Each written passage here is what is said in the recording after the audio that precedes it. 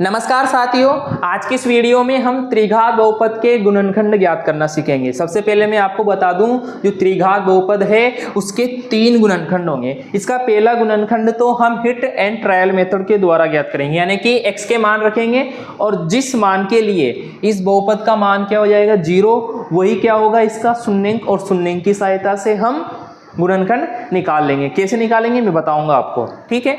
आगे देखिए, अब वो x के मान हम लाएंगे कहाँ से, वो होंगे 120 के गुणनखंड। जो भी त्रिघात बहुपद में अचर पद होगा उसके गुणनखंड हम क्या करेंगे, x के स्थान पर रखेंगे, और जिस गुणनखंड के लिए इस बहुपद का मान 0 हो जाएगा वो इसका क्या होगा शून्यंक। अब देखिए 120 के गुणनखंड क्या क्या होंगे, 1 2 3 4 5 6 60 120, इसके बीच में बहुत से गुणनखंड होंगे, ठीक है। अब इन सभी के प्लस माइनस लगा दीजिए आप। अब आप x के स्थान पर इन सभी मानों को रख रख के देखना है, और जिस मान के लिए इस बहुपद का मान 0 हो जाएगा वही क्या होगा इसका शून्यंक, और शून्यंक की सहायता से हम गुणनखंड निकाल लेंगे। देखिए जैसे मैं अगर रखूं x के स्थान पर 1 रखता हूं, जैसे x बराबर में रखूं 1, तो 1 का क्यूब माइनस 23, 1 का स्क्वायर प्लस 142 गुणा 1 माइनस 120। देखिए जहां जहां x था मैंने 1 रख दिया, ठीक है। अब देखिए 1 का क्यूब 1 माइनस 23 ही आएगा, 1 का स्क्वायर 1 को 23 से गुणा करेंगे 23, ठीक है, प्लस 142 माइनस 120। अब देखिए यहाँ पर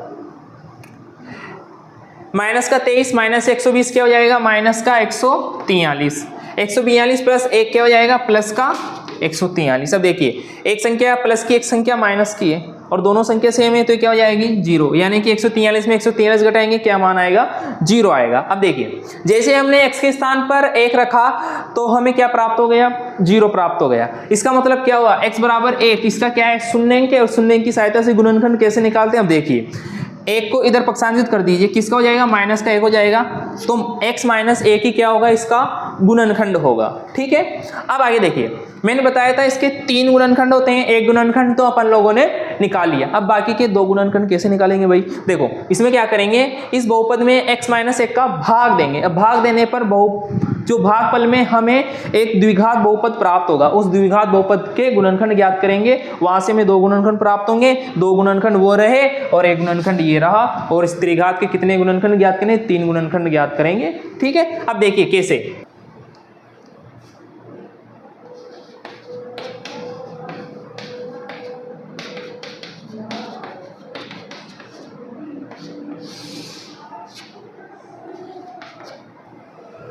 देखिए हम इस बहुपद में x माइनस 1 का भाग देंगे। यहाँ पर अच्छी बात ये रहेगी कि आप बहुपद में बहुपद का भाग देना भी सीख जाएंगे। देखिए कैसे भाग कैसे देंगे भाई, पहले पद में पहले पद का भाग देंगे, यानी कि x क्यूब में हम x का भाग देंगे। सबसे पहला चरण होगा यही होगा। अब देखो x से x कट जाएगा, क्या बचा x स्क्वायर, ठीक है। x स्क्वायर को भागफल के स्थान पर रखिए, ठीक है। आगे देखिए अब क्या करना है, आपको x स्क्वायर को पूरे भाजक से गुणा करना है, यानी कि x माइनस 1 से गुणा करना है। अब x स्क्वायर को x से गुणा करो क्या आएगा x क्यूब। अब x क्यूब को x क्यूब के नीचे रखना है आपको, ठीक है।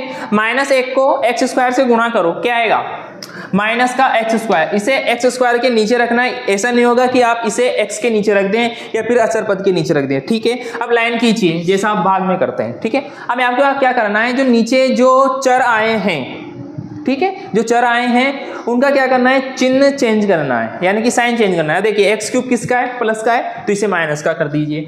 एक्स स्क्वायर किसका है, माइनस का है, तो इसे प्लस का कर दीजिए। देखिए अब प्लस का एक्स क्यूब माइनस का एक्स क्यूब क्या हो जाएगा 0, यानी कि कट जाएगा पूरा। अब देखिए माइनस का 23 एक्स स्क्वायर प्लस का एक्स स्क्वायर क्या हो जाएगा, माइनस का 22 एक्स स्क्वायर। मैं आशा करता हूं कि आपको चरों को और अचरों को घटाना, जोड़ना, गुणा, भाग आता होगा, ठीक है। फिर भी मैं एक चीज यहाँ पर लिख के बता देता हूं आपको। देखिए कैसे, माइनस का 23 एक्स स्क्वायर है प्लस का एक्स स्क्वायर। देखिए यहाँ पर आप जानते हैं क्या लिखा हुआ है 1। अब देखिए ये भी एक्स स्क्वायर, ये भी एक्स स्क्वायर, ठीक है, घट सकता है, जुड़ सकता है, ठीक है। देखिए कैसे, अब एक संख्या माइनस की एक संख्या प्लस की, यानी कि संख्याओं को पहले घटाना है। अब देखिए 23 में से घटा दीजिए क्या बचेगा 22 एक्स स्क्वायर। अब चिन्ह किसका लगेगा, बड़ी संख्या का। बड़ी संख्या क्या है 23, और 23 का चिन्ह क्या है माइनस का, तो माइनस का 22 एक्स स्क्वायर, ठीक है। अब आगे देखिए जो आगे पद लिखे हुए हैं उन्हें ऐसे कैसे लिखिए, 142x माइनस 120। ठीक है, अब आगे पहले पद में वही पहले पद का भाग देना है, -22x² में आप x का भाग दीजिए, x से x कट जाएगा, क्या बचेगा माइनस का 22x। अब आप अनुमान लगाइए कि अब क्या करेंगे, अब करेंगे हम -22x को x माइनस x से गुणा। अब -22x को x से गुणा कीजिए, क्या आएगा माइनस का 22x²। अब आप -1 को -22x से गुणा कीजिए, क्या आएगा प्लस का 22x। ठीक है, वही लाइन खींचेंगे, साइन चेंज करेंगे, माइनस का है प्लस का हो जाएगा, ये प्लस का है माइनस का हो जाएगा, ये तो जीरो होगा ही। आइए देखिए 142 में x में से 22x घटाइए, क्या बचेगा 120x और माइनस का 120। अब देखिए वही पहले पद में पहले पद का भाग देंगे, 120x में x का भाग दीजिए, x से x कट जाएगा, क्या बचेगा 120। ठीक है, आगे देखिए 120 को x माइनस 1 से गुणा करना है, 120 को x से गुणा कीजिए, 120x आएगा। अब -1 को 120 से गुणा कीजिए, क्या आएगा माइनस का 120। साइन चेंज करने माइनस का प्लस का, क्या हो जाएगा 0। देखिए जब आप किसी बहुपद में उसके गुणनखंड का भाग देंगे तो शेषफल हमेशा 0 बचेगा। अब देखिए अब आपको देखना है भागफल को, भागफल में आपको क्या प्राप्त हो रहा है, द्विघात बहुपद। मैंने बताया था कि हमें भागफल में क्या प्राप्त होगा, द्विघात बहुपद। अब इस द्विघात बहुपद के हमें गुणनखंड याद करने हैं। आप एक बार इसे देख लीजिए, इसका स्क्रीनशॉट लेना चाहें तो ले लीजिए, क्योंकि मैं इस पूरे पार्ट को मिटा दूंगा, बचेगा क्या x² माइनस 22x प्लस 120। आगे देखिए हमें क्या प्राप्त हुआ, x² माइनस 22x प्लस 120। इसके गुणनखंड ज्ञात करेंगे। आपको पता ही है द्विघात बहुपद के गुणनखंड कैसे ज्ञात करते हैं, x² का गुणांक 1, इसको 120 से गुणा कीजिए, क्या आएगा 120। अब 120 किसका है, प्लस का है, यानी कि पहले हम 120 के गुणनखंड लिखेंगे और वो गुणनखंड लेंगे जिनको जोड़ने पर क्या आ जाए 22 आ जाए। ठीक है, देखिए 120 गुणा 1 लिखिए, क्या जोड़ने पर 22 आ रहा है, नहीं आ रहा। 60 गुणा 2 लिखिए, क्या जोड़ने पर 22 आ रहा है, नहीं आ रहा। अब लिखिए आप 10 गुणा 12, देखिए 12 को 10 से गुणा कीजिए 120 आएगा और 12 में 10 जोड़ दीजिए, क्या आएगा 22।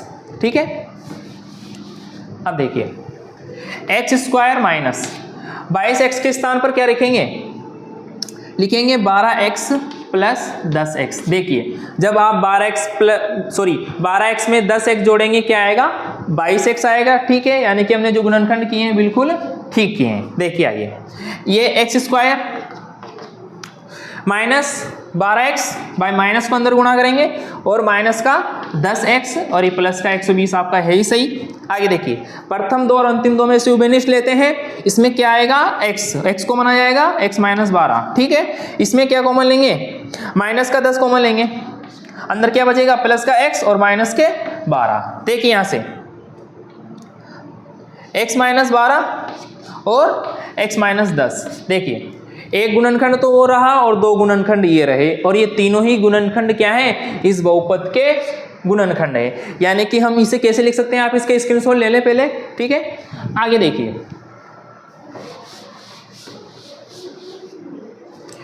यानी कि हम लिख सकते हैं x³ minus 23x² plus 142x minus 120। इसके गुणनखंड क्या होंगे, देखो एक गुणनखंड तो है x माइनस 1 और दूसरा है x माइनस 12 और तीसरा है x माइनस 10। तो ये तीनों ही क्या है, इस बहुपद के गुणनखंड। आशा है आपको त्रिघात बहुपद के गुणनखंड ज्ञात करना आया होगा। अगर आपको इसमें कहीं पर भी किसी स्टेप में कोई दिक्कत है तो आप मुझे कमेंट कीजिए, मैं उसका जवाब देने की पूरी कोशिश करूंगा। अगर आपको वीडियो पसंद आया है, त्रिघात बहुपद के गुणनखंड निकालना आपको आया है, तो इस वीडियो को लाइक और चैनल को सब्सक्राइब करें। दूसरी बात, आप यहाँ तक रुके, आपका बहुत बहुत धन्यवाद।